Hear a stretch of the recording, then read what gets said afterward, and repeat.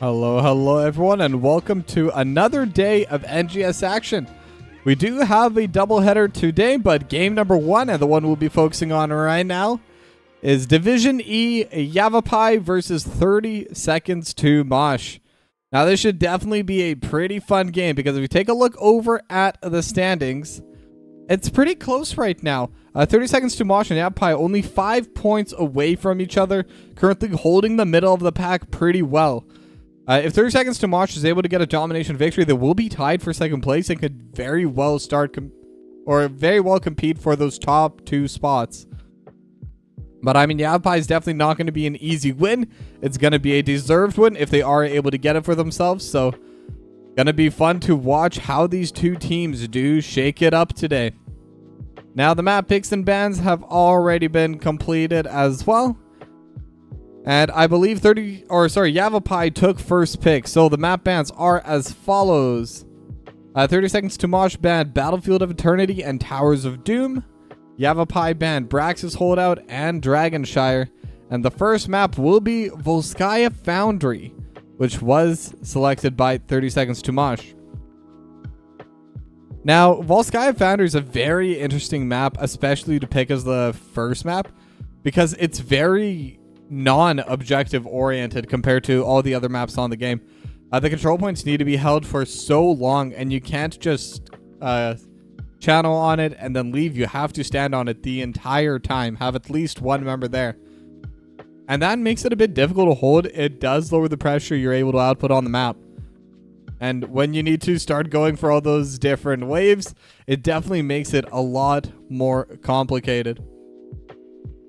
But yeah, either way right now, looks like both teams are getting ready right now, and it looks like we are ready to get the draft going. Let's get started with game number one between Yavapai and 30 Seconds to Mosh. Let's get the predictions going in chat as well, and as Pelter said, there is a slight differential in terms of games played. And actually, 30 Seconds to Mosh only had 5 games, so they've also played the least, so they should very well be able to catch up to those top spots. 5 points behind the number 1 spot, but 2 games less played. So even just getting the victory will get them there in the end. But either way, it's time to draft. It's time to see which heroes are going to be prioritized, which heroes are not. They really should change this camera. I don't know why I haven't yet. Give me one moment.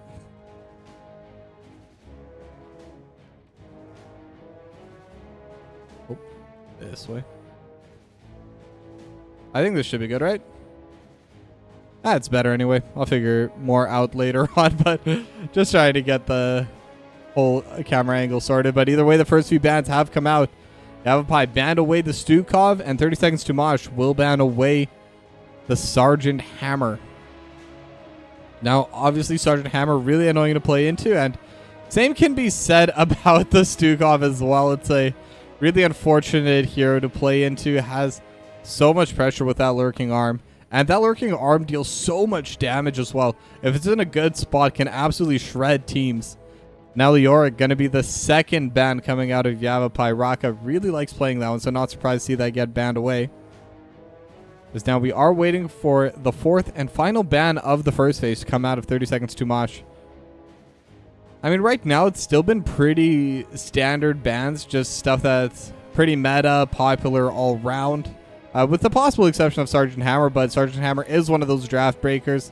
We know Yavapai definitely likes to play it, so makes a lot of sense to just remove it ASAP, as this is going to be a bit of a change of pace. Lunara going to get banned away by 30 Seconds to Mosh. Now, that one isn't quite a standard, but I've been actually looking at a couple of different streamers. Snarfungus from Roddy's Imaginary Friends has played it a lot on her stream. Kier's played it. And Lunara can absolutely shred buildings. I think it's a really underutilized, underrated part of her kit, but she's really good at taking down structures. So I am a little bit surprised that not too many teams pick it up, but I think it is a very underrated hero at the moment. But either way, Johanna gonna be the first pick coming out of Yavapai, and that one isn't quite as underrated. Johanna's been really good for a long time. Still gonna be really good just because it's so stable. And makes sense that Andrade would want to pick that up.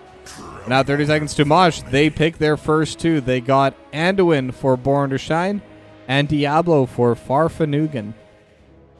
So they have the engage. They have either the safety if they want to have the Holy Word Salvation build, or the follow-up with the Light Bomb. But either way, with the Leap of Faith, it will provide a little bit of safety. Farfanugan can definitely play a bit more aggro. There's now Brightwing going to get locked in for Galactos and Vala for Aura Luna. So Yavapai kind of show a bit more about what they're doing, but despite already showing 3 of their 5, it's Johanna, Brightwing, and Vala. It doesn't really show too much about their composition. It still leaves a lot of stuff wide open, depending on who they want in their offlane, depending on who they want as their flex. Can definitely provide a lot of different strats still. And 30 seconds to Mosh. They're well aware of that, so they're going to ban out the Samuro. Definitely not a hero you want to play in, especially if you don't have good, quick crowd control. Super easy to just blink between the different clones, and is so hard to lock down. And on Volskaya has a lot of pressure just because Samuro is one of the few heroes who could just leave someone on the point and then leave. As Blaze is also going to get banned by Yavapai. But speaking of heroes that can do that, Rexar is still available. Now, I think they do play it on 30 seconds to Mosh. I don't know why I feel that way, but I'm pretty sure they do play Rexar. And that's one of those heroes. You can just kind of chuck the Misha onto the point and then leave. But instead, Sonya's going to get locked in for Raka, and Hanzo going to get locked in for Sub-Zero. They have a very strong teamfight composition, and I think that's probably what 30 seconds to Mosh is trying to go for here. They want to have that extra damage. They want to have just that ability to teamfight. And on this map, you kind of need to be able to teamfight if you want to get any kind of meaningful advantage. This Gul'dan going to get locked in for Sarah Lynn. I'm never sure how to pronounce this name, and I always forget to ask. And Phoenix locked in for Shank B9. Sorry, Raka, but you're on Phoenix duty. Oh, that's always so rough in the offlane, trying to deal with that super, super long ranges. Very difficult. And very annoying. I mean, it's definitely doable to not die, but you're constantly taking poke. You constantly have to be measuring out the distance, threatening, going back and forth, because if you don't threaten enough, Phoenix walks over you. If you threaten too much, Phoenix just kills you. And then the final pick is going to be Jaina for the captain. And now with that, our 2 drafts are completed. Our 2 drafts are ready to go for this game number 1. And one thing I do want to mention is I do think Yavapai is going to have an easier time laning. But with those team fights, they only have Andrade as a frontliner. And having a solo frontline can definitely get difficult because they have the Sonya, they have the Diablo, they can definitely get on the back line. But either way, game number 1.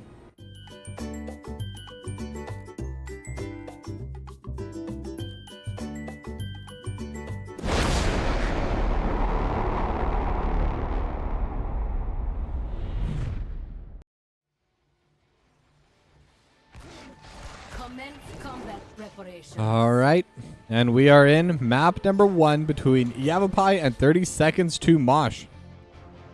And we are on Volskaya Foundry, the Volskaya Industries. One of the only maps that doesn't say its own name when you do load into the draft. But you know what? It's close enough, and that's all we really care about here. But now, out of interesting talents, it is going to be the Puncturing Arrow build. Coming out of the Vala, coming out of, I believe, Aura Luna's playing it? Yes. And Raka's going with the Seismic Slam build over on the... on the Sonya, which is more of a team fighting oriented build. And I think that does make a lot of sense to run this game because they're going to be more team fight oriented. I think their team competitions should come out on top in those 5v5s. It's those 1v1s that are going to be pretty difficult for them. Pretty much everyone on their team is going to be able to lane well. And then they're going to have the Brightwing on Galactos being able to go between lanes if numbers do end up going over in favor of 30 seconds to Mosh in any one of those plays. But they already have the inside track covered as both sides cleared away their mid lane. Going to go up to the top lane. Andrade just trying to get in the way, and it's doing a pretty good job so far. And incidentally, it is also the Stormbow build coming out of Sub-Zero, trying to get those stacks. I learned yesterday, I don't know why, but I always But this thing is not how I thought it worked. So it's every hero once for the range and every hero 3 times for the damage. I'm not sure if that's still how that works or if it needs to hit every hero 3 times for the range as well, but that's what the tooltip says. I tried playing it the other day with the Stormbolt build, never ended up figuring it out, but I did learn the 3 hits instead. Now Border's Shine and the Captain going to pick up their turret pretty early on, as Yavapai haven't even started on theirs.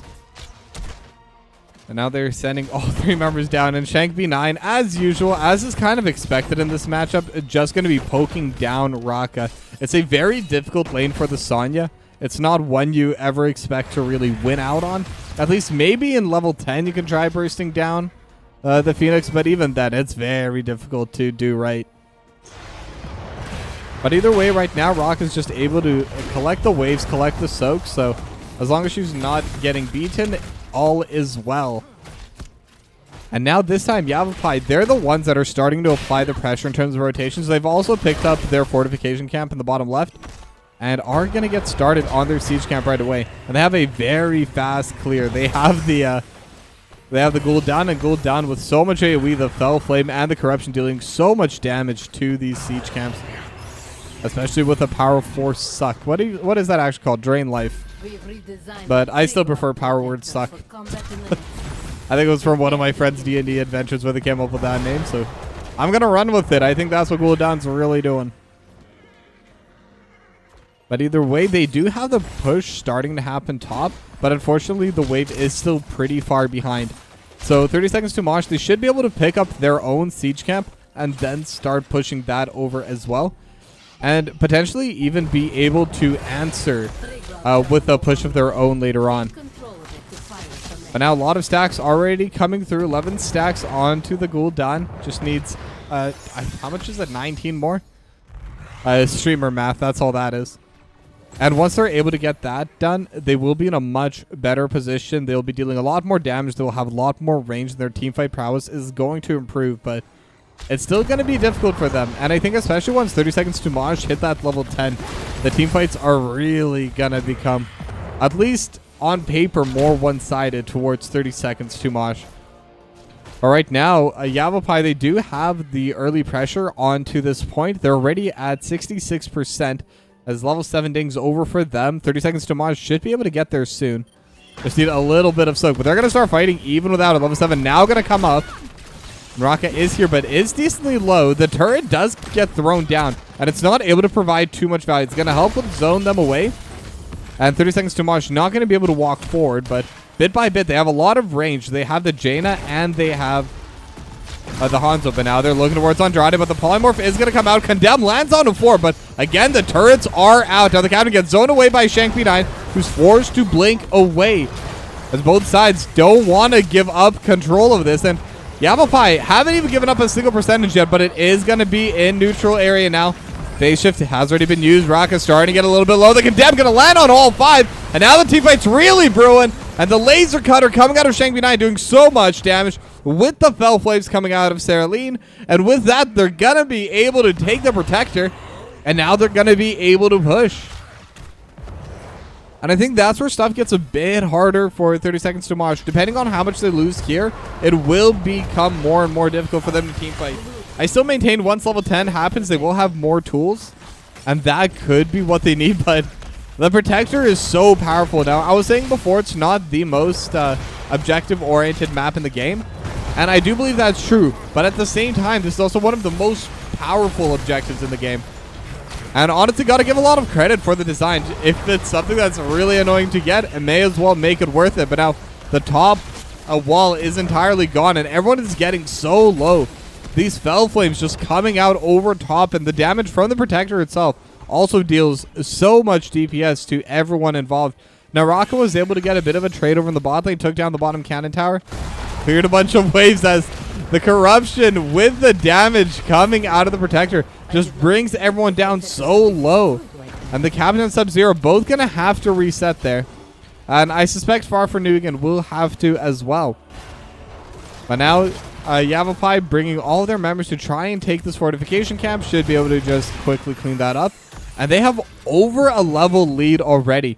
And they're going to have their level 10s, and they could try and push somewhere with it. And it looks like they want to get onto that fortification camp. Now, the Firestomp is going to at least dismount them, but 30 seconds to Mosh just going to back away. They're not going to deal with it, and I think that's a smart play. I mean, it definitely sucks giving up the turret, but they're already down the turret. Yavapai had that coming in, and they have their level 10s. Losing that team fight would lose you so much more on the map. They're just going to have to bear it out, grit their teeth. But Yavapai really pressing their advantage. They're going to be able to steal away the turret. They're going to be able to get this biotic emitter. And they're going to have a lot of good tools for the next team fight. As Raka jumping onto Shank V9. Level 10's now going to come over. And I'm wondering if Raka had the level 10 beforehand. If she would have tried to commit fully. With the leap, I think could have been enough. But Shank V9 is going to be sitting at half HP, and with the heroics available, 30 seconds to Mosh can definitely start team fighting. Now both sides have taken their siege camps, and now the push is going to be coming out in the top lane. 30 seconds to Mosh bringing in 4 members, but Yavapai focusing more on the mid lane at the very least to get that wave pushed in early. Firestomp going to be used to check the brush, but there's no one there. A Sub-Zero just going to be poking out a little bit as much as possible with that Storm Bow. And now this is a pretty solid wave, especially with the siege camp. And they have a lot of long-range tools to start poking down onto these different structures. The captain was in a little bit of a sticky positioning, but going to be able to just walk it out. As now Yavapai, they're continuing their push on the mid lane, but now Farfanugan is going to go in. They already have the Dragonair, lands on 4, with a Planet Cracker dealing so much damage. And the captain's gone. Farfanugan took basically the entire Planet Cracker during that lightning breath. And that's so much DPS just out over top. Now Farfanugan did have the souls, will be able to respawn immediately. But Yavapai, they're still going to get that 2 for nothing. And they should be able to finish off this mid lane fort as well. And they're in a really solid position now. As Raka fighting Shank V9 1v1 in that bot lane. And I greatly underestimated the damage that's going to be coming out of that Planet Cracker. It is absolutely devastating, especially into the Lightning Breath of Farfanugan. Because you don't want to cancel it. You don't want to just stand there as the Diablo. It's just a bad time, really, for everyone involved. But now level 13 talents are going to be available for 30 seconds to Mosh. But Shank V9 going to get hit by the Chastise as they're looking to dodge him into the wall with the Overpower. They're going to be able to get the kill. And at least they're returning something. Now, they're going to lose their top forward for this because Yavapai, once they saw those members in the bot lane, they know they can pressure in forward. They don't have to wait for the waves. But it is something that 30 seconds to Mosh will be able to get back in their favor. Will at least be able to start increasing the pace of the game. And when you're behind, raising the pace is usually good. Because if it will kind of push the game further and further into the late game. And once both teams are level 20, it really doesn't matter anymore. But the Dragon Arrow gonna land, and they have that Joanna. Now Light Bomb as well with the Overpower, but the Iron Skin was there to keep Andrade alive. And that's a lot of tools utilized for it. Now Horrify was used for peel, and the Phase Shift was used to heal up Andrade, but without any heroics up, this is going to be a very difficult push for them. But now they're still looking for Farfanugan, able to jump onto Sarah Lynn, but not going to be able to prevent anything else. Now the team fights are breaking through. The leap into the backline, able to land on a 3, but now Shank V9 with the Planet Cracker trying to zone away the team. The Biotic Emitter is already out, but now they could still look for the fight. The captain's starting to get a bit low, but will get healed up. Another Chastise does land. Andrade starting to get really low. Just a little bit more damage is needed. But with the turrets coming out, it's able to provide enough space, but they're still buying time. The Protector was still not in use during that entire team, but is now Sub-Zero in a bit of a bad spot, but will be able to just jump the wall and be fine. And it looks like Yavapai, they want to take the keep on this push. Now Sub-Zero and Border Shine, really most of the team except for the captain, going to be able to just tap the wall and start defending from that. But now they have the Dragon Arrow coming out over top, just trying to buy time, trying to prevent any kind of DPS. As now they do need to start getting onto this Protector. Not a lot of time left, 20 seconds left, only 15% HP. So they're not going to be able to finish off the keep, but they're going to be able to get some very good damage onto it. Overall, I think both teams did fine there. Yavapai definitely got some value out of the Protector, but 30 seconds to Mosh, they were able to prevent it being anything super meaningful, they were able to prevent it from being game breaking. And now with that, the Protector is gone. They are on an even talent tier for just a little bit. Level 16 is very close for Yavapai. As Rocka's starting to walk forward.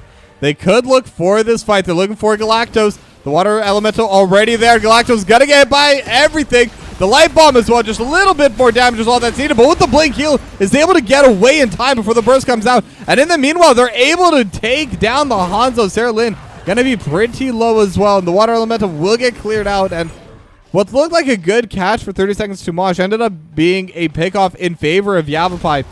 Now the Fire Stomp once again just going to be used to dismount everyone. The Hunger Arrow not going to be able to land, but they will be able to steal away this fortification camp. Their level 16 talents are now available as well, so they're going to take their prize and just walk it out. But now in the meanwhile, Border Shine just trying to get started on this siege camp. And with the Blizzard, they should be able to take it pretty quickly, but Yavapai going to be able to take a second turret. And unfortunately for 30 seconds to Mosh, because they lost that early team fight pre-10, Yavapai was able to get such a large advantage that they're going to be able to get every single one of these biotic emitters. They're going to be able to get every single one of these turrets. And that's going to make their team fight ability a lot more powerful. And it's been working wonders for them.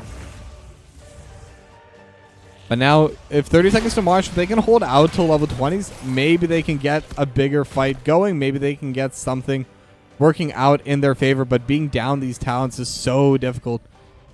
Now, level 16 will be there shortly. And that should help them out quite a bit in this fighting department. Because up until level 20, they will not have any more talent advantages on the side of Yavapai. And overall, 30 seconds to Mosh, they haven't really closed. The gap hasn't grown between the levels. Now, Yavapai, they're gonna finally start pressuring over in this bot lane, just gonna be able to clear up this final fort. And with that, all three forts will be removed off the map. But they are positioned pretty far forward on 30 seconds to Mosh. Level 16's now gonna be coming through. So they will have those extra talents. They will have those extra damages. The Flawless Technique, by the way, adds so much DPS for the Hanzo. It's really going to make their burst potential a lot higher, assuming Sub-Zero is going to be part of that initial engage. Because that Stormbow auto, or auto Stormbow auto, can easily deal over 1,000 damage, well over. So if they're onto someone like Sarah Lynn at 3,400, or Luna at like 2,700, that's going to be half their health in just one go. But now the control point is going to be unlocking it because it's even talent here. 30 seconds to Mosh. They can definitely contest on it. They can definitely fight it. They are looking. Or Luna going to get overpowered and going to get Shadow Charge into the wall. Dragon Arrow and Leap Lightning Breath. And Sarah Lynn going to get burst down to the back. Trying to heal with that Power Drain. Or with that Drain Life, sorry. But with that, that's still a 2-0 in favor of 30 seconds to Mosh. And that's the team fight I was talking about. Was a bit more difficult for them because Andrade wasn't there to start the fight. And with that, they're going to start channeling onto the Protector. These fortification camps are going to be available, and they're going to be able to take some of these back. And it is going to be just 3 members on this fortification camp. So Yavapai, in theory, would have an even fight here. Though the rest of 30 seconds to Mosh isn't that far away. Raka is always ready to rotate. And the captain will also take their own fortification camp.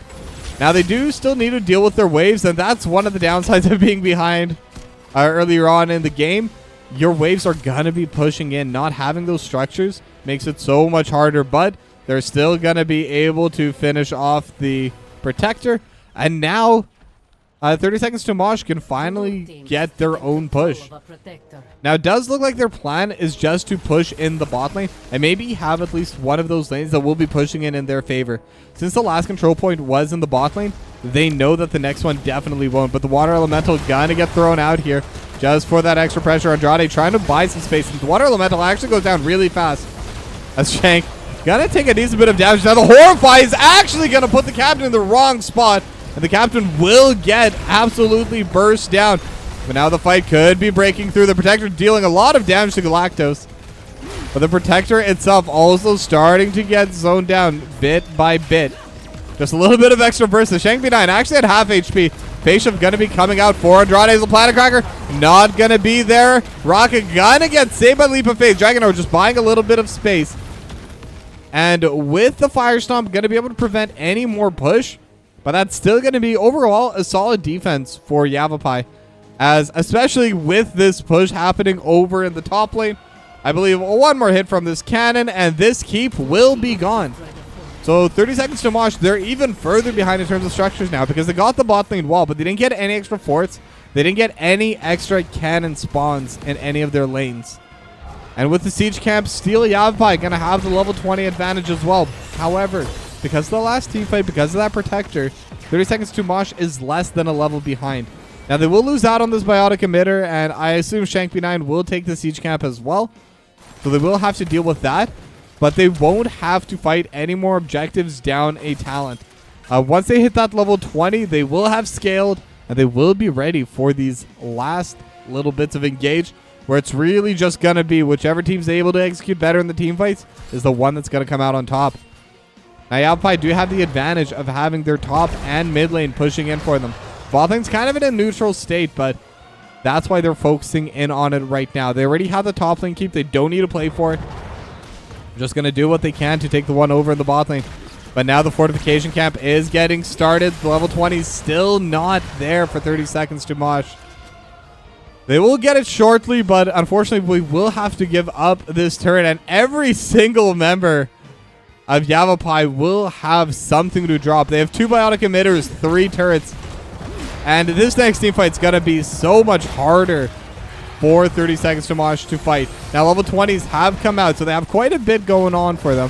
They have the extra stun and root coming out from Chastise. As far for Nugan looking for the side. They're looking to go immediately in. Galacto's going to get pulled back. Rain of Vengeance. Not going to be able to deal too much. But now the leap over in the backline. But with the biotic emitter, Rocket's just not able to get enough damage. They will lose one. Andrade going to get healed with the phase shift.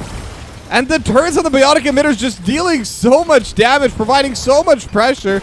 And keeping all of them safe and alive. But now Andrade almost gets pushed down. But the level 20 talent is coming in. And with that, they're able to respond on Farfanugan. But Farfanugan did have the souls. Will be back in the fight very shortly.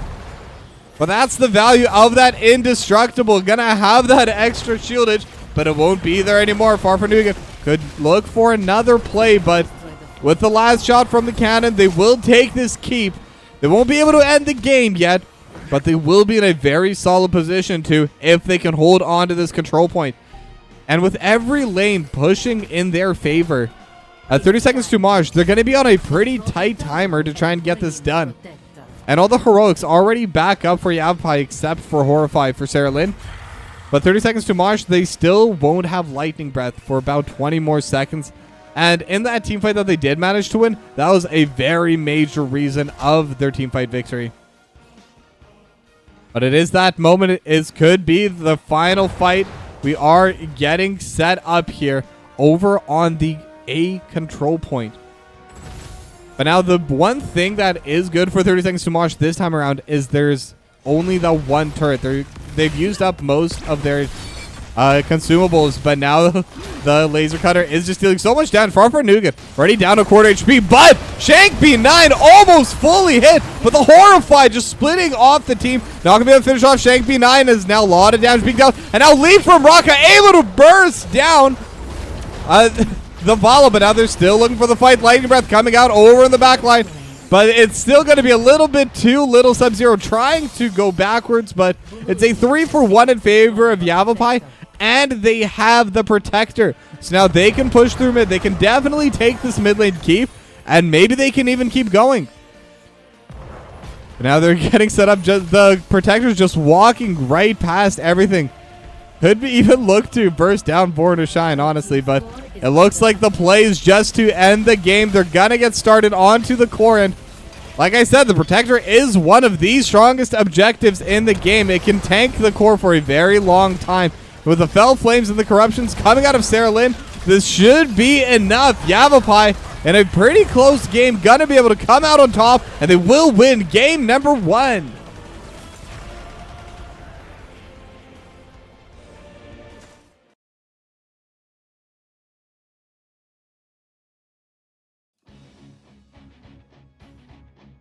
All right, and super close game. Just a couple team fights went so far in the way of Yavapai. That Planet Cracker, especially in that first team fight after the level 10s were there, gave so much damage, so much value, so much pressure. And a thank you to Anonymous for reaching level 20 in Legend of Mushroom. Definitely got to give the shout outs when it's worth, but I mean, I think that was a decent close game. It's just Yavapai got ahead early and they were able to get those in their favor and they were able to just absolutely win out. Now with that, we're going to go to a short break. As also, thank you to Anonymous for purchasing a $10 pack. Really appreciate it. It helps me out a lot. But we will go to a break, and when we come back, we'll have game number 2. So don't go anywhere.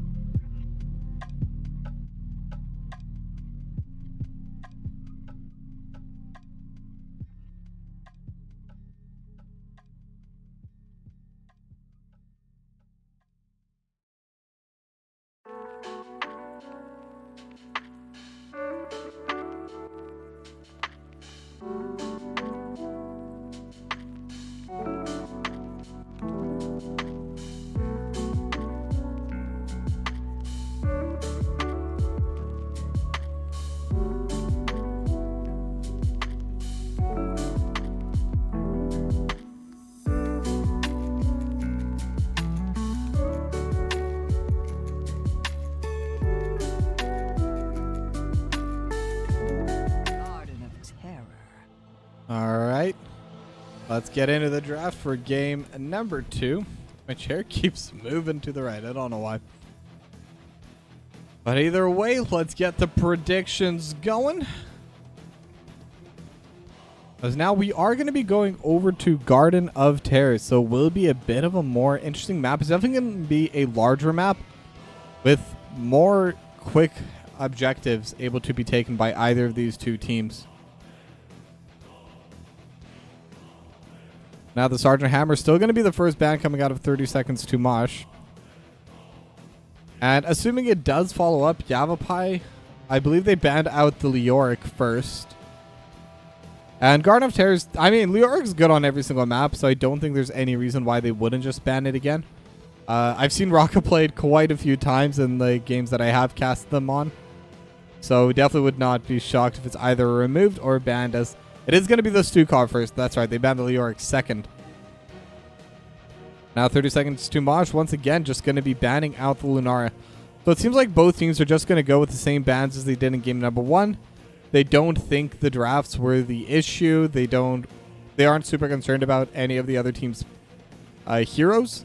They're more concerned about the gameplay itself.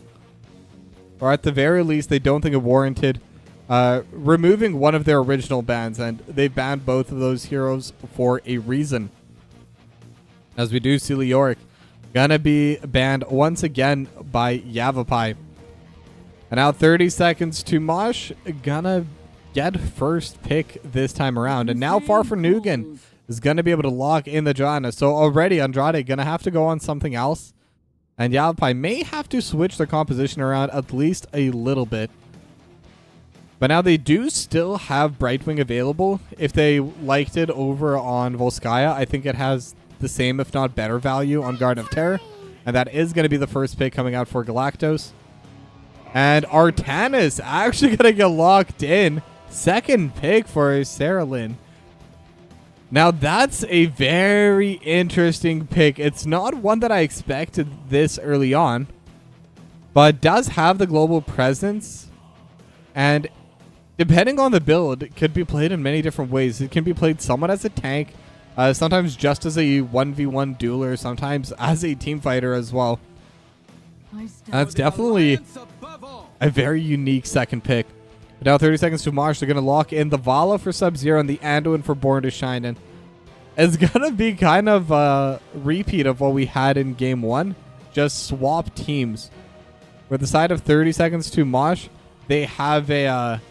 they don't really show what their team comp is, because Johanna, Vala, and Anduin can kind of play in many different styles in many different ways. Well, except the Johanna, but Johanna fits in every composition, so that part doesn't even really matter. So it's always fun to watch these kinds of drafts coming through. As Blaze going to get banned away by Yavapai as well, targeting out Raka quite a bit there. And the final ban will be the Samuro once again. Now, the Samuro doesn't have quite as much value on this map as on Volskaya, but always will be an absolute menace to play against, especially if you're playing against someone who's playing on someone who's good on Samuro, someone who spams that. It is so painful to play into it. By now, the next few picks going to be coming out, and it's going to be a Nubarak for Andrade and a Rainer for Shank B9. So now they are going to be a little bit of a squishier front line, but their backline has quite a bit of tankiness a bit. Because Rainer has the self-heal, very likely will be taking that armor talent as well. So we'll have a lot of defenses over on the backline, and especially into a Vala. Is a bit easier to play on the Rainer, but has a much lower ceiling compared to the Vala. But now Sonya going to run it back. Raka gonna run it back again with the Sonya, and the captain this time gonna swap from the Jaina onto the Li Ming.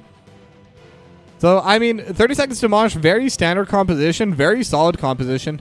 Li Ming is gonna be a bit more difficult to play just because it isn't a Nubarak and Brightwing. A lot of spell armor naturally on the team, as well as the summons to help block the arcane orbs. And Kel'Thuzad gonna be the final pick coming out from Yavapai. I mean, Yavapai definitely have a more interesting composition, but they're also kind of following the standard Gambit, mage, range assassin, tank, DPS, etc., etc. So just going to come down to the play. And now, before we get into game number 2, would like to give a shout out once again to today's sponsor for my stream, A Legend of Mushroom. Enjoy this little sneak peek at what you can play.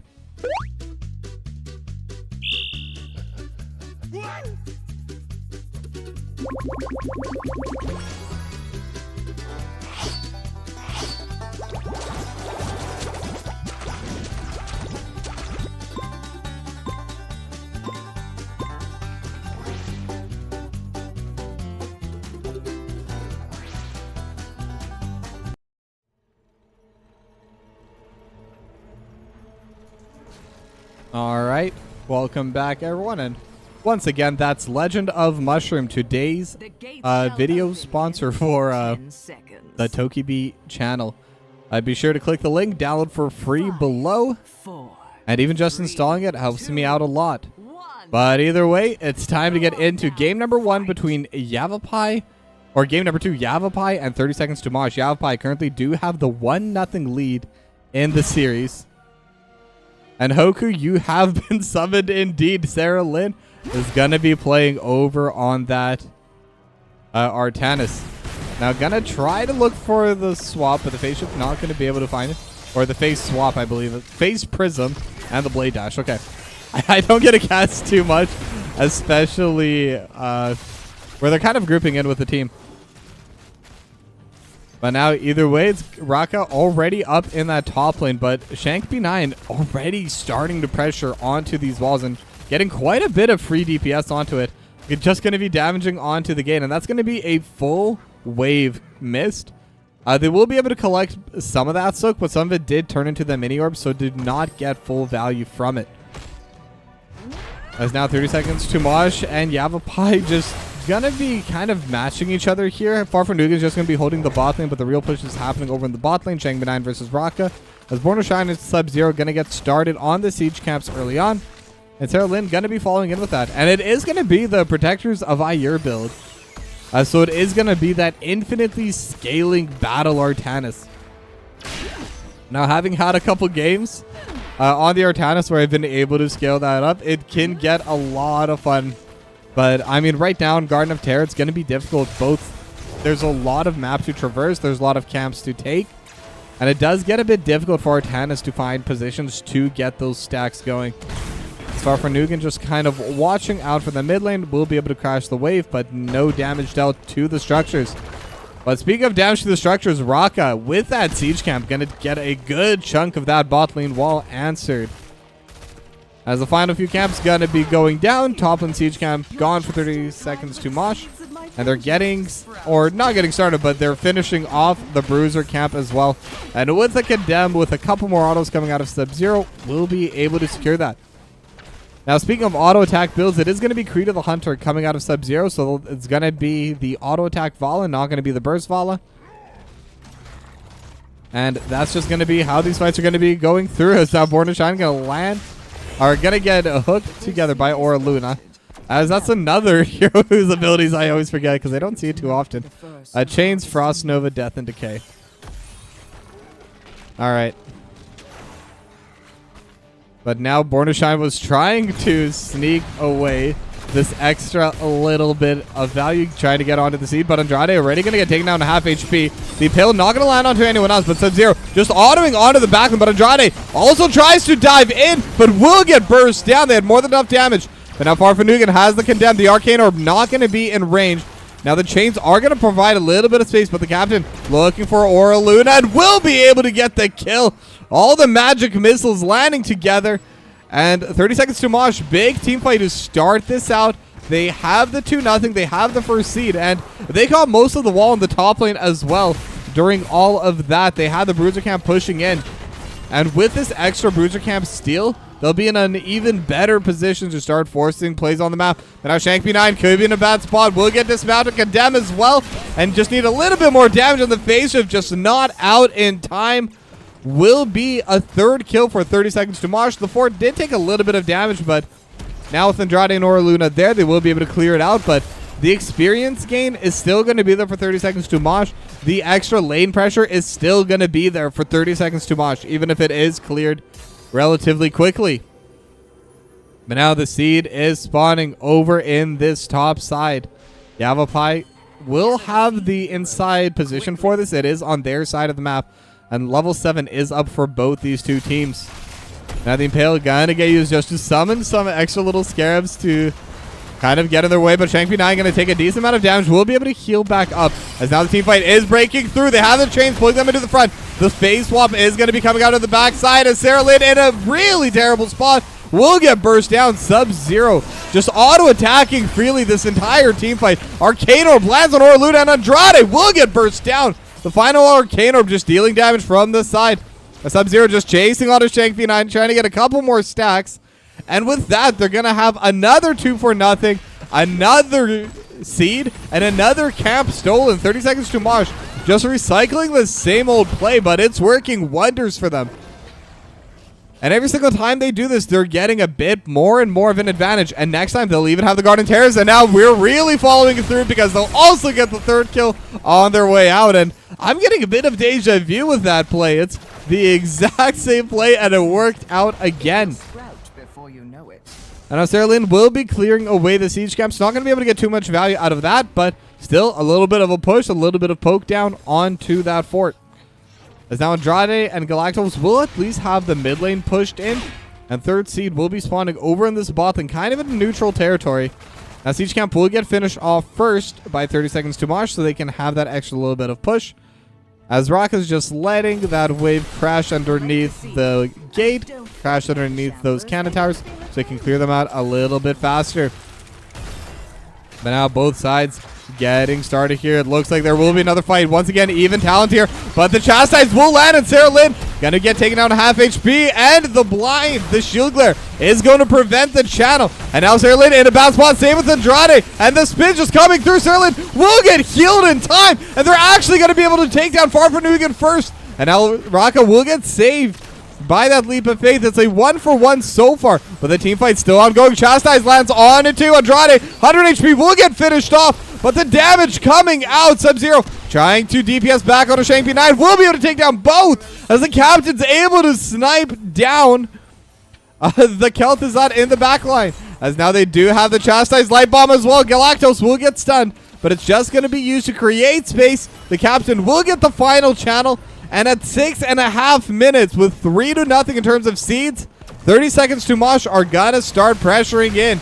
The Disintegrate just going to use for a bit of poke damage as the Garden Terrors will start walking in as the captain almost goes down to the cannon towers, but will be fine in the end. Sub-Zero already here as well to help press in this mid lane. And now Orluna just trying to get some damage with the death and DK, and will get the root onto the captain, and Andrade able to follow up as well, but now Andrade is kind of in a bad spot. Rain of Vengeance will land a stun as well, but the mid lane Garden Terror will get taken down. Now how much pressure can Rocket get with the top lane? It's still a decently healthy one, but what even is that? The Purifier Beam just gonna be in the way, trying to prevent Rock from getting any push. But now with the Phase Prism, Rock is in a bad spot and will get burst down. But in the meanwhile, they're able to get 2 in the mid lane, this time in favor of 30 seconds to Mosh. And now they can rotate down to the bottom. There's still a large wave. There's still the Bruiser camp to steal. As far for Nugan and the captain looking for Galactos. But Galactos is able to jump away for now and will be able to walk it back to safety. Now both, well really all 3 forts are going to be decently low now. But because it was such an early game push, because those Garden Terrors weren't super powerful yet, not going to be able to get too much value. As the DPS coming out from the Shadow Fishers really starting to get in the way for 30 seconds of Mosh, was able to delay this Bruiser camp going down. And because of that, they're going to be able to keep it away from the wave. So their bot lane's still going to be able to push in normally. They will have to waste a bit of their own time to shove this back in, but with the DPS from Orluna, won't take too long. Now Shankby9 will be able to secure the siege camp over on the top side and is matching Raka right now 1v1. The little Banshee's just trying to get in the way, but Raka dealing quite a bit of damage with just one seismic slam. As the Bruiser camp, this time by 30 seconds to Mosh, gonna get cleared out once again. They do have the level 13 advantage. And this next seed is going to be in their territory as well. It'll be very difficult for Yavapai to try and contest. As now they're just clearing out all of their camps, and they could even try and set up a bit of a push on the top side. It is just going to be Shank B9 there. But with the phase shift coming out of Galactos, they will have the extra little bit of help from the Brightwing. As now the seed is going to start getting collected. Will get canceled right now by the Fisher. And there's the second one just get in the way again, but Farfanugan will be able to just channel it out. And there we go, the first seed of the second set going over for 30 seconds to Mosh. Now they're even able to clear out that mid lane. They no longer have a wall. I don't think they had one going in, but they're still able to prevent any kind of further push as the captain blinks in, but is able to dodge everything else coming out of Oraluna. Could have been a bad spot, but played the limit. And now with that, all 10 members are grouping towards the mid lane. Raka just trying to trade with a Banshee, trying to finish it off, but with it being able to hide inside of the walls, does get a little bit difficult. Now the seed is going to be spawning here in the bot side. The Phase Prism not going to be able to find anyone. Farfanugan is going to be walking up, though the Impale's not going to land. Neither will the Chains, as the Arcane Orb will, though. And now the team fight can start. They have the Chastise onto 2, Disintegrate onto the backline. And with the shield, Blessed Shield, they're going to be able to get it. As now Sarah Lynn getting hit by the Captain. Condemned, gonna land once again. Raka's in the backline, looking for the team fight. Will leap, not going to be able to find anyone, though. Will just be able to get back into safety. But now they're blowing everything, piling onto Sarah Lynn. The Cocoon will prevent Raka from following up. The Border Shine has the Light Bomb.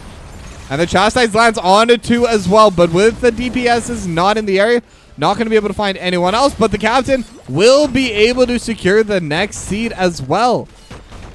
And it's 5 seeds in a row going the way of 30 seconds to Mosh, as now they're pressing forward. As Sarah Lynn looking for the play, but the Chastise lands onto 2, Condemn onto 4.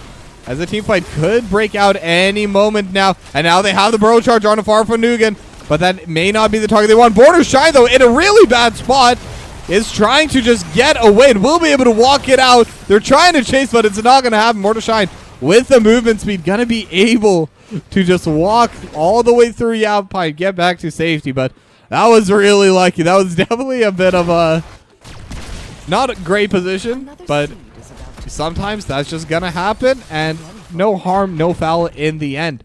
Now Raka matching into Galactos. I should say Galactos matching into Raka. Raka gets to decide those plays, but with the rest of Yavapai behind Galactos, Raka knows has to be a little bit passive, has to play a little bit further back, because there's 5 members of Yavapai up there.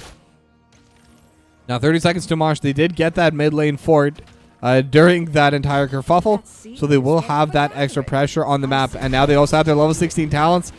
Sarah Lynn looking for the face swap, but not going to be able to find it. Now Farfanugan just walking up forward, going to dodge the chains of Kel'Thuzad.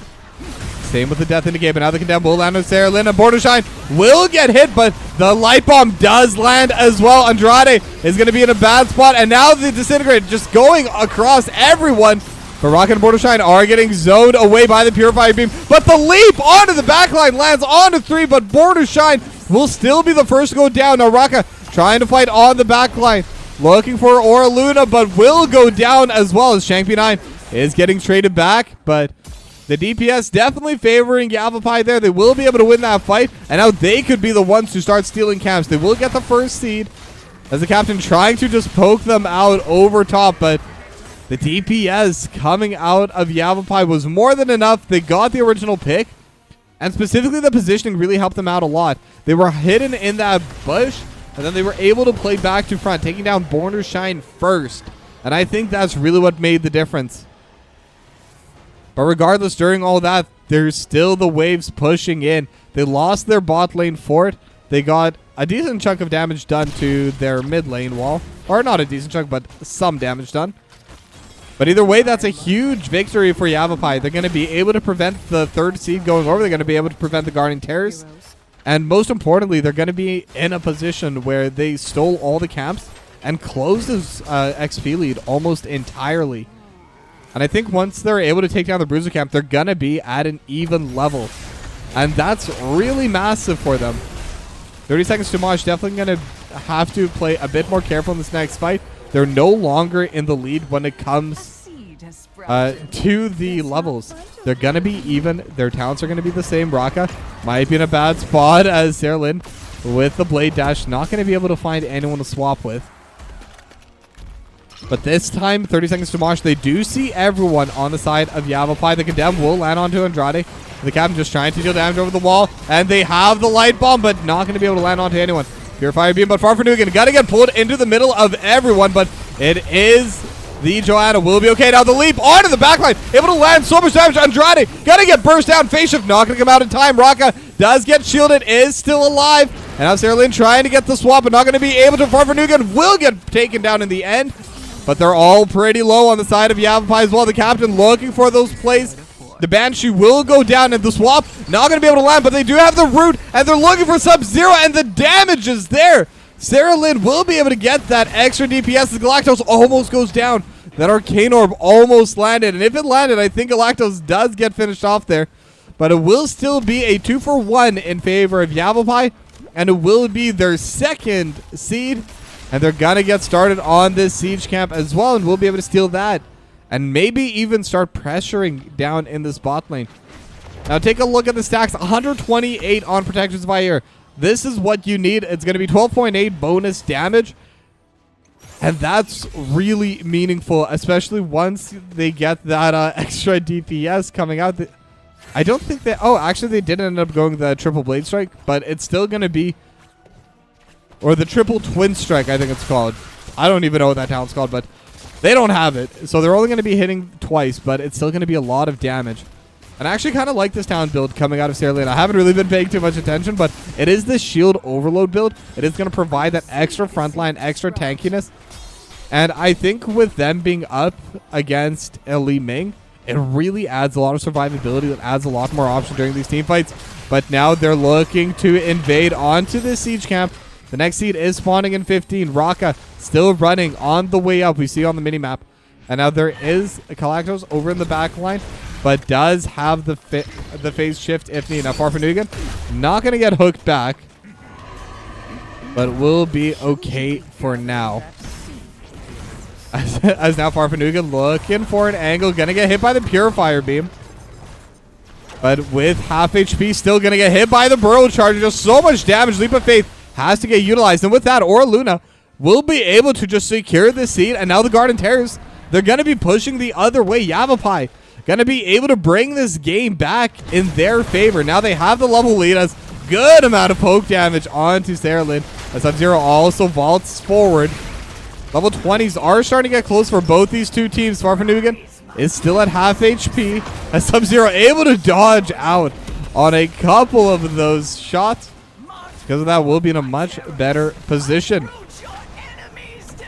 But the Garden's still pushing up in the top side. The Terrors are still able to provide a lot of value. Sarah Lynn just dashing forward, trying to get some DPS onto these. And now the boss is going to snipe, but with the Condemn and the Light Bomb over top, they're not going to be able to pick anyone off, but they're going to get them low. They're going to press them off of the keep. And now with the final Garden Terror, it's still low. They're able to free hit onto it as the Arcane Orb hits Shank in the backline. But level 20s are up, but Andrade may have gone a bit too deep. And then Chastise also lands Leap in the backline from Raka. And now the Captain looking to play forward. Shank's getting run down by Raka. Just a couple more hits needed, but it's trying to play in the front lane. And now Shank is actually trading, able to get two back. But the entire backline of Yavapai is going to be gone. Sarah Lynn will be the final one to follow, and it will be a 3-for-2 in favor of 30 seconds to Mosh. But unfortunately for them, there isn't anything on the map that they can really steal. They can go back and take their camps, but that's really it. And that's exactly what they're going to do. Born to Shine and Rocket just going to start taking down their Bruiser camp, but it will be answered on the opposite side for Yavapai. That's still a solid team fight from 30 seconds to Mosh. It's going to keep their keep alive. And most importantly, it's going to give them confidence heading into the rest of the game. Because they've definitely been losing momentum in the last couple plays, in the last couple fights. And they really needed an opportunity to be able to bring it back in their favor. But now they're still on 2 seeds. There's still going to be the 3rd seed spawning soon. And with the reset timers, with the respawn timers, it actually is favoring 30 seconds to Mosh slightly. They will have their 5 out a little bit earlier. And overall, both teams should still be there on time, but with a slight positional advantage for 30 seconds to Mosh. But now with this Bruiser Camp pushing in the bot lane, they will have to stay back for a little bit to clear this out. And they have their own Bruiser Camp pushing on the top side, and that should be able to net them their 4th. And now the team fights should be breaking open soon. And they have the magic missiles landing on Aura Luna, but the swap, Rocka's in the backline, but now they're jumping on Aura Luna. They're able to get one, and Andrade is going to be low as well, and gets pushed down before the phase shift. And now just Sarah Lynn in the middle of everyone, but 1v5, not going to be super powerful. That's going to be a 3-for-0 for 30 seconds to Mosh. And now it's their turn to push with the Garden Terrors. And they're going to have the waves already shoved in. Top lane has a massive double wave with the Bruiser Camp. And now the Garden Terrors, Farfanugan, already getting ready to push out this bot side with the Iron Skin. Just going to be tanking it up for a little bit, as they will start wailing away on this wall. They're looking to go through this bot lane keep, and I think they could even consider ending. Now they are pressuring the keep, already at half HP, gonna get taken down. Still 20 seconds for Yavapai to respawn, and they have 3 people that do need to respawn. But now the Garden Terrors, they will start landing. They even have one on the mid keep, but they're on the core. Now it's not super healthy, and it's not the strongest objective in the game, but with numbers and power come the ability. Orluda is back up, but it's already at 60% HP, 50%. They have the Burrow Charge and the Cocoon, but they're able to trade it back. Shank B9 gotta get burst down, and the Light Bomb lands onto Aura Luna, but with the Blink Heal, they're gonna be invisible. But Rocket just DPSing onto the core, and with the last slap, it will be 30 seconds to Mosh, bringing us to a game number 3.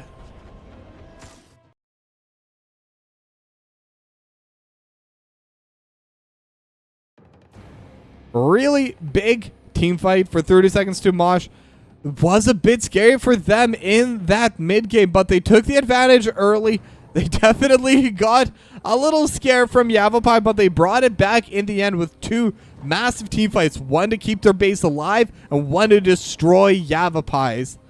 With that, we're gonna have that infamous game number 3 coming up shortly, so stick around and we'll be getting started soon. Don't go anywhere.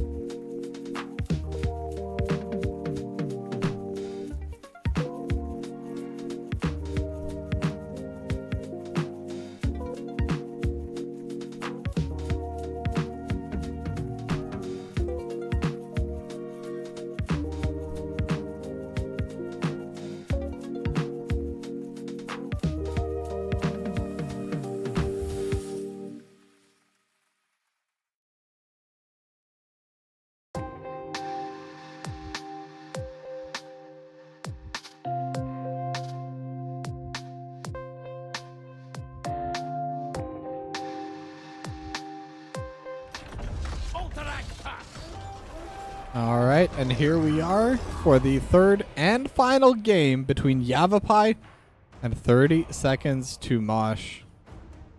Let's get those predictions running. Boom. And now, I mean, those first two games have definitely shown us that either one of these two teams can bring it out on top. And now, map 3 going to be that Alterac Pass. Another one of those really large maps. All three games are going to be on very big and tall maps. So now with that, if they're going to keep the same bans, they have been banning out this Stukov and Leoric on the side of Yavapai. But I'm wondering if they're going to look at the Anduin or maybe even consider the Li Ming. Because the captain was able to provide so much damage last game. I believe was about double of the second place.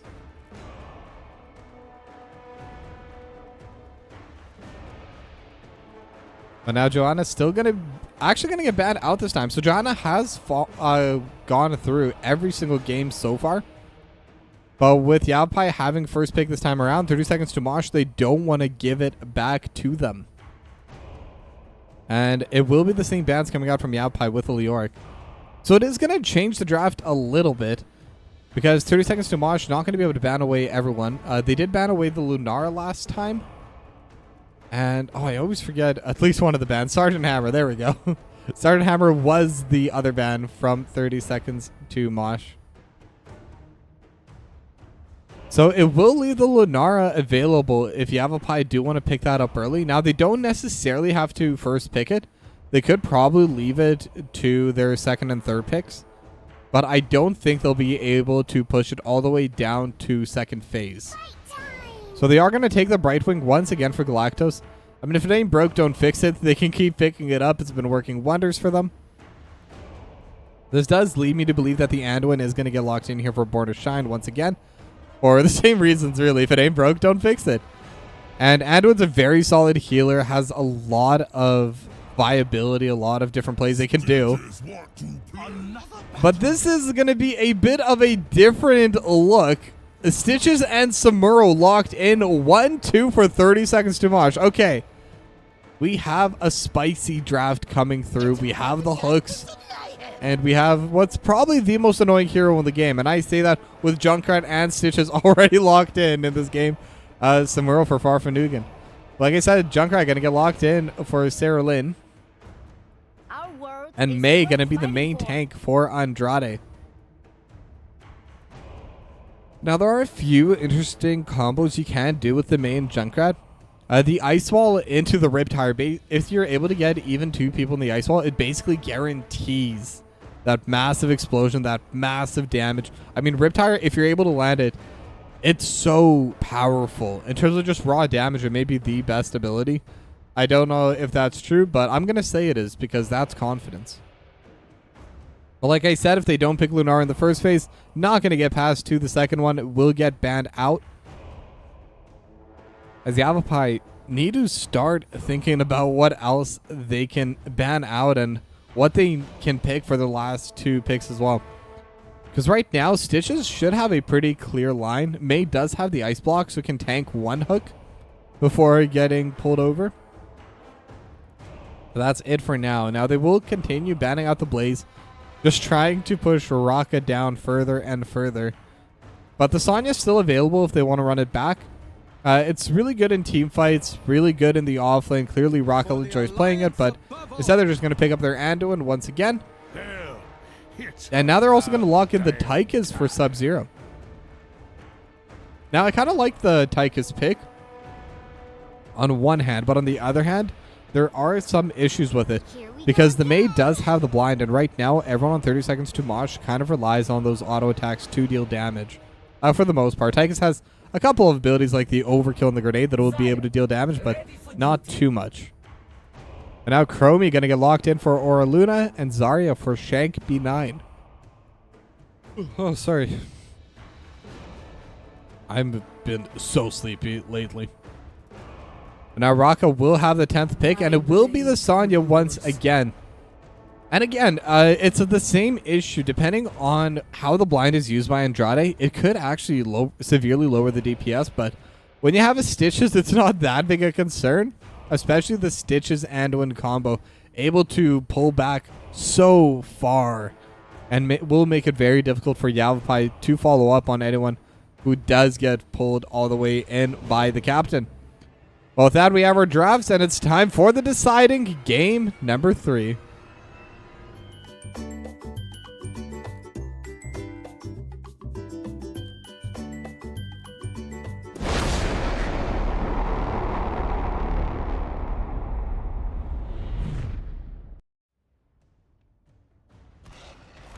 All right, we are loaded into Alterac Pass, the final game between Yavapai and 30 Seconds to Mosh. There's 2 points on the line for whoever can win this game. And we are entering our final few weeks of the NGS season, so every single game counts. Now, I believe for Division E, if I'm not mistaken, literally every team will be making the playoffs, but the top 2 teams get a bye. So if you're able to get into those top 2 spots, it's going to be a much better position. And getting third place will also give you that better matchup to start. But either way, both teams going to somewhat start grouping towards the mid. It is going to be 4v4 here. As Shankpina and Farfanugan going to start roaming over to the top instead. But there's quite a lot of traps coming out from Yavapai. They have the concussion mine, they have the time trap.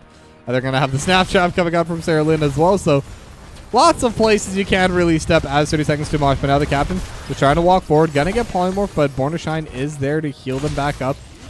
And with a concussion mine, the captain actually getting a knock backwards almost into the snap trap, but won't be able to just by a little bit. Baraka already pushing out the bot and going to get a little bit of damage onto the wall, but maybe a little bit too far. They are 4 members strong here, the concussion mine. Just going to throw Raka further back. And with the Blizzard, not going to be able to land too far. But now they have the hook on Aura Luna. And with that, Raka will be able to just back away. There isn't a lot of damage available once that Chromie does get removed from the equation. Now, Born to Shine and Sub-Zero going to start looking towards the siege camp. As Raka will be able to collect the lane push in the bot lane. And the captain will keep that mid lane shoved in as well. 1v1 versus Andrade.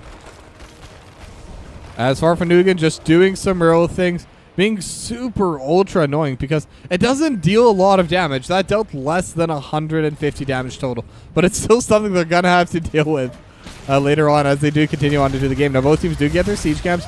Ice Block is going to come out of Andrade, but Sub-Zero will be able to break it actually very quickly. I think Andrade did break that and not, or sorry, Sub-Zero broke that, not Andrade. Now the Blizzard is going to come out just trying to create a little bit of space.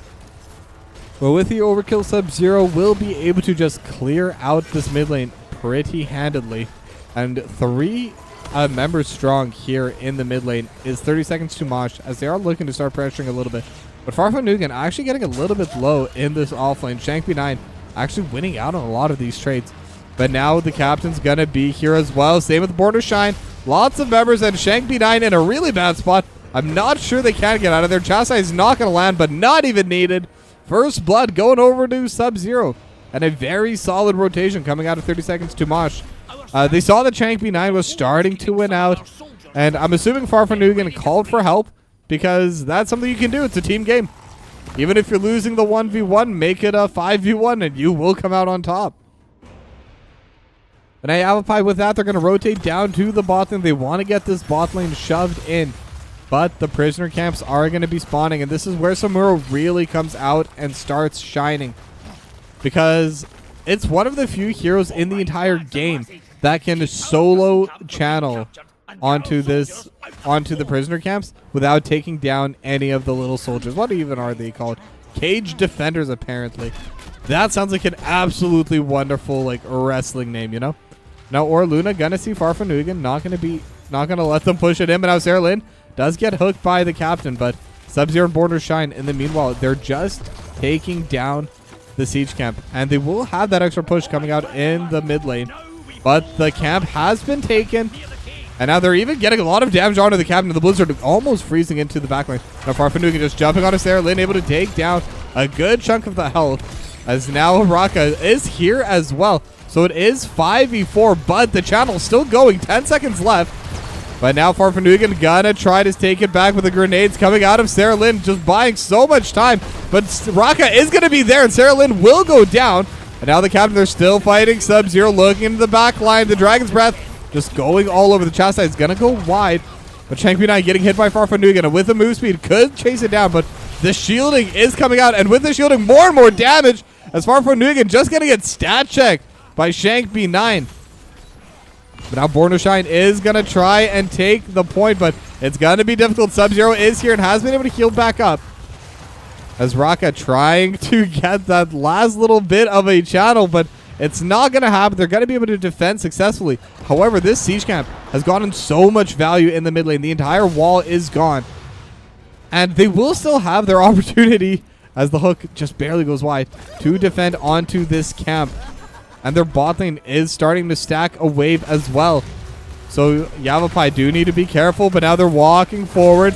A little bit of DPS. Sub-Zero going to dash away in time. Phase shift coming out for Shankby9 as well.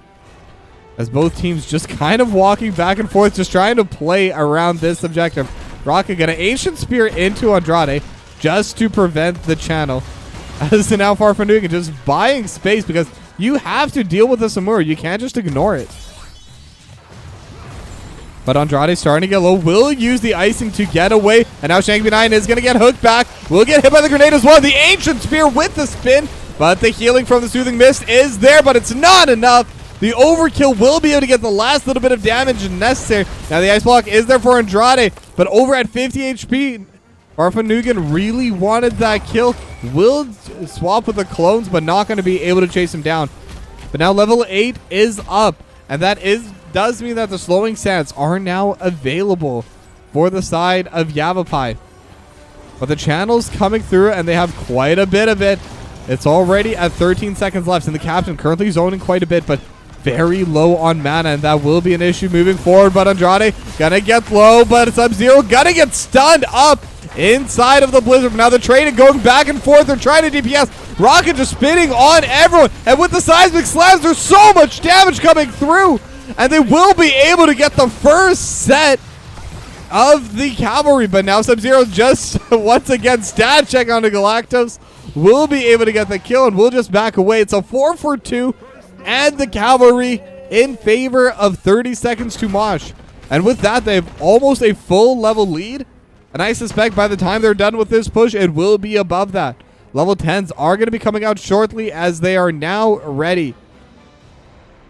So this could be a big push. Now, the one silver lining for Yavapai is they were still able to take down quite a few members. And most of the members they weren't able to take down were still quite low HP. So the mid lane wall will go down, but they will be able to clear the cavalry fairly quickly. It's the top lane where the damage is going to go back. So now the Chastise does land as Shankby9 going to get low, but the grenade will be able to push them further back, so the light bomb will not land.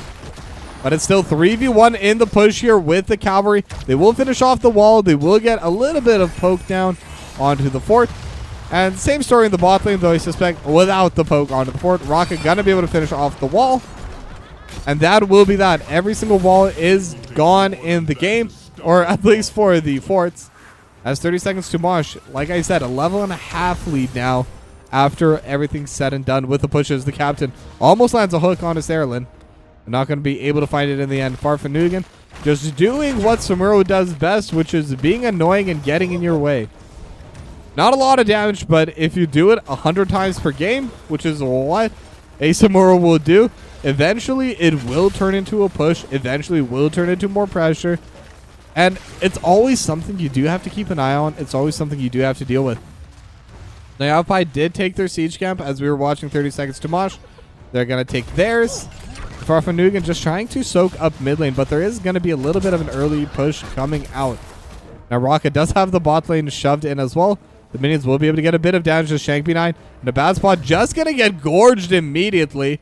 And how far back can they get with the extra chastise underneath the towers? And Shankby9 is going to come back, but now they have the light bomb. And now Shankby9 and Galactus could both get caught here. Galactus is slow. The chastise will land. The snowball will be able to remove Born to Shine, but it's still a 2-0. And that's also going to be a bot lane where no one's able to reply to Raka. Raka's just going to be able to fully DPS onto this. I don't know if Raka has enough damage to finish this off. Maybe not right away, but 30 seconds to Mosh. They're going to get started on the boss instead. And if they're able to take this top lane boss, that'll provide more than enough pressure to start looking towards the prisoners in the bot lane. Now they do have the level 13 talent advantage as well. And Raka also going to group up here with Farfanugan. They just want to make sure they can safely take this down. And they will. The hook not going to land. Going to look for one of the sand clones for Aura Luna. The prisoner camp has spawned. Now, what I'm wondering is what are 30 seconds to Mosh going to do here, and what are Yavapai going to do here? Right now, it looks like Yavapai immediately want to start channeling onto this prisoner camp. And this will have to be dealt with by 30 seconds to Mosh. But now Galactos in a pretty bad spot will be able to jump away with the blink heal for now. But Farfanugan gonna be able to zone them away. And now Andrade with the light bomb gonna get hit. But the phase shift will come out and they will be able to heal back up. But in the meanwhile, we do have a Gorge in the backline. But let's watch this fight instead. Galactos and Andrade both low. Just one more seismic smash, but not going to be coming out. Now, in the meanwhile, Sarah Lynn was able to jump away, did go for the rocket rise. So that's kind of what happened. Didn't get to see it, unfortunately, but Sarah Lynn is going to be back here for the fight. Now, the boss has already been finished off, but so has the fort. Andrade with the icing, looking for Farfanugan. The snowball not going to be able to land on Andrade with the ice block. Going to be in a good spot. And now they have the Graviton. And they're going to be able to get one. Raka's going to follow. But Born to Shine, no, it does have enough healing. So it is just going to be the 1 for nothing. But so many low health bars on the side of 30 seconds to Mosh. And with that, Yavapai will be able to start channeling once again.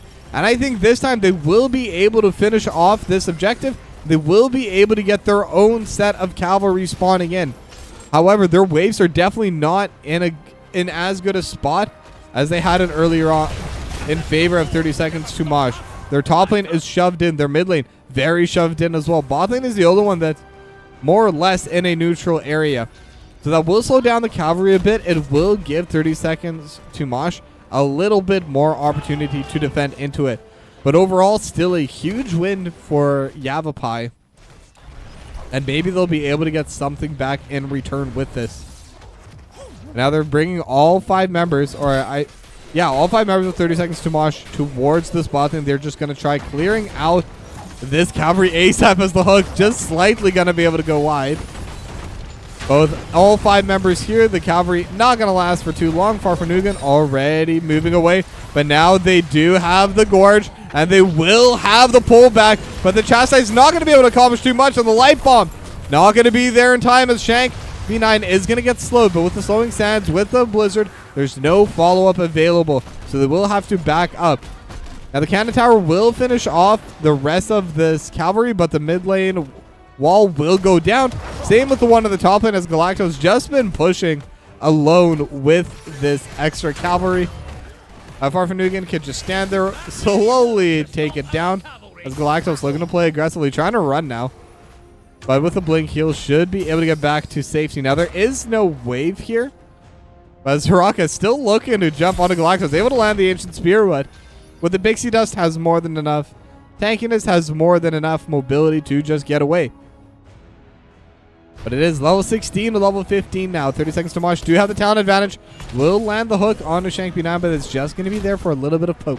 The Gorge will be back up in 1 second, and it is now ready. So next hook will have that Gorge combo with it.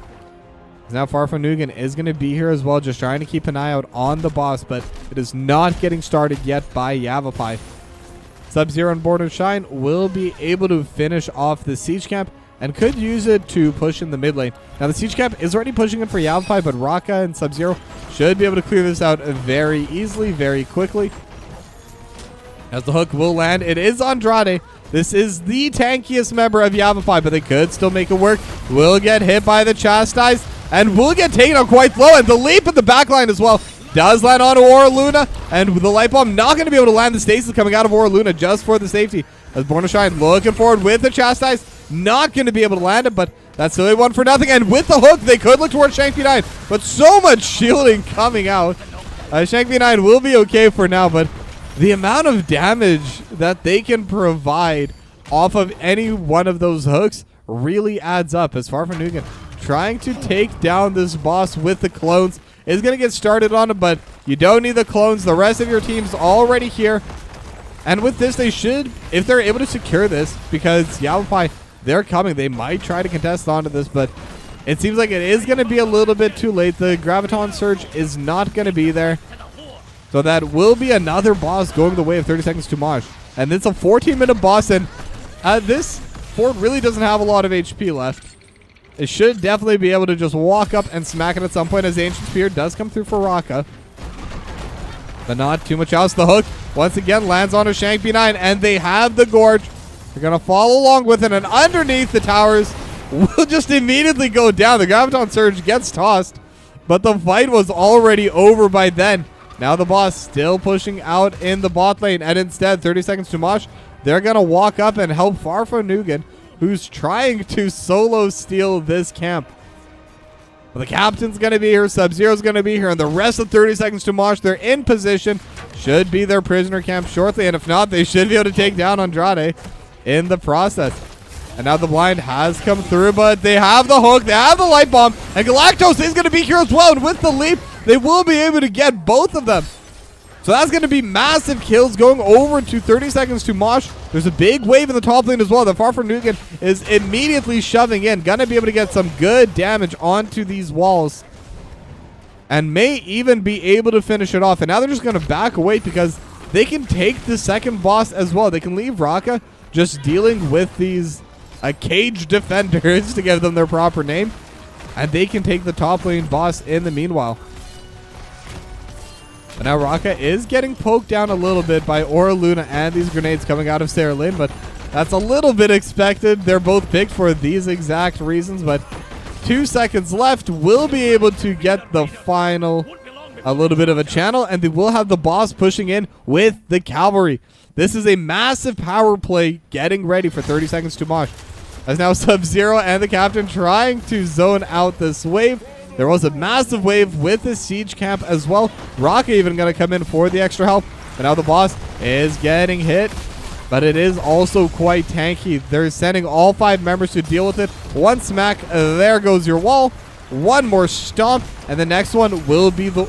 And the next hits will start going on to this keep. And now while they're dealing with this boss, the mid lane fort does go down. The final stomp will land as well. So decent damage onto these walls. And that's just going to be the boss. Now the cavalry is going to be arriving as well.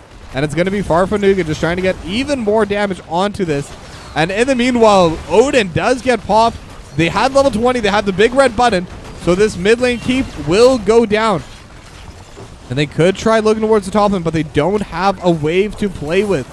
But now Andrade actually going in. The Chastise will land. And now the Graviton Surge able to pull 3 of them back. Light Bomb as well, but all 4 members are stuck there. And now they have the Rocket Ride going to burst down Born to Shine. Raka has to use the leap defensively as the captain just trying to back away, but will get chased down. Now Farfanugan is there, could support them. They have the hook onto Galactos, and both of them will be able to back away. However, during this, the top lane keep goes down, and the bot lane keep will follow. So all 3 keeps still get finished off. It is definitely worth it for 30 seconds to Mosh, even though it was a 2-for-0 trade for Yavapai. And this next push could very well be game ending. And without any keeps left, this core is very squishy. Has a lot of HP, but not a lot of defenses. So one more boss push, one more cavalry push could be all they need. As Sarah Lynn does get hooked back, but no Gorge. Just trying to be annoying as the captain. No allies or DPSs behind for that extra little bit of oomph. But now Raka has taken the siege camp as they will start grouping up. Now the next boss is going to be the bot lane one in 50 seconds. As Farfanugan is getting chased, but like I always say, definitely not the easiest target. But now they do have the Gorge. It is going to be onto Galactos. But I think with the Blink heals with Shank B9, we'll be able to just walk it out no problem.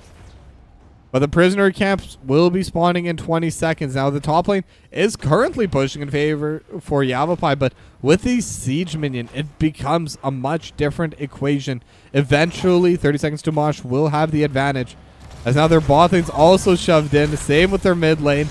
And while they're dealing with this, things are definitely going to change. 30 seconds to Mosh will have the natural push. They haven't lost a single fort yet, by the way. So they're going to have massive push in each one of these lanes. So if Yavapai want to defend their camp, they have to play a bit more forward as Galactos and Andrade both barely dodging out on that hook. But the boss is getting started. Farfanugan going to be on that immediately. And I'm wondering if the Samuro can solo it. And with the clones, should be able to actually. The stomp will provide a decent bit of damage, and Farfanugan isn't able to DPS too hard, but the team fight is breaking through right now. Level 20s on both sides, and the Graviton Surge will be there, but Sub-Zero will get pulled back with a leap of faith. But now Andrade getting hit on the front line. Raka with the Seismic Slam. Now the hook. They're gonna pull the healer away from this fight. Big red button is coming through, but now the captain looking for Galactus, and with Born to Shine, they will have the root. The shield will be there, but it's not gonna be enough. And now the damage. Andrade starting to get low, but will jump away with 60 HP, and the snowball will prevent Raka from chasing them down. Very close fight, but now the big red button. Shank 9 is gonna be in a bad spot. Should be getting burst down here, and I don't think that Yavapai have enough time to keep this alive. And Araka with the leap. Aura Luna also gonna go down, and it's a 3-4-0. 30 seconds to Mosh. They have the bottom boss as well. I think they could even look to try and end the game here. But Sarah Lynn and Andrade, they are up and available, but it looks like 30 seconds to Mosh. They're just gonna be going for the camp. They're just gonna be going for the siege camp as well. And now the captain is pushing forward, trying to get more and more pressure onto this mid lane. And with the hook, looking towards Sarah Lynn, but not going to be able to find it. Does get blocked over by the core.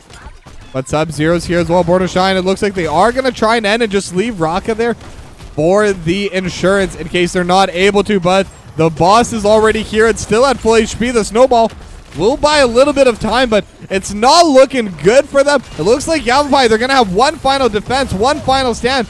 Though the captain has the Gorge. It's onto the healer. Light Bomb combo will land perfectly, and Galactus will go down. Eventually, Rocket Ride will be able to DPS on Farfanugan.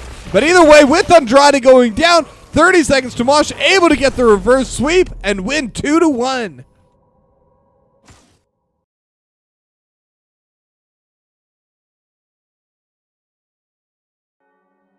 Very big game, very close game, but in the end, 30 seconds to Mosh. They're able to get the advantages and slowly but surely walk it in for the victory.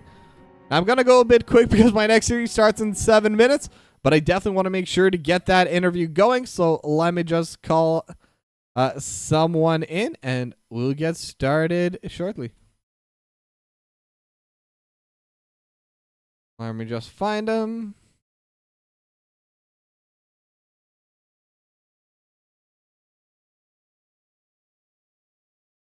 Okay, they have been summoned. Now we just need to wait. Meanwhile, let's get this Discord set up.